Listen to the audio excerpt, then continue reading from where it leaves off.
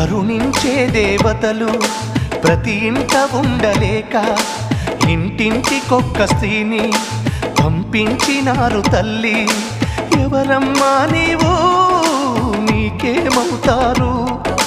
తల్లిగా మారావు, కొడుకై నడిచావు. యుగ ధర్మం విలువలకే నూతన అర్థం తెలిపావు. అందుకే కంటే కూతుర్ని కనాలిరా, మనసుంటే మగాడిలా పెంచాలిరా.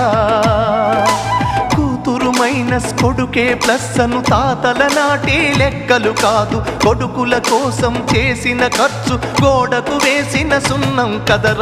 కంటే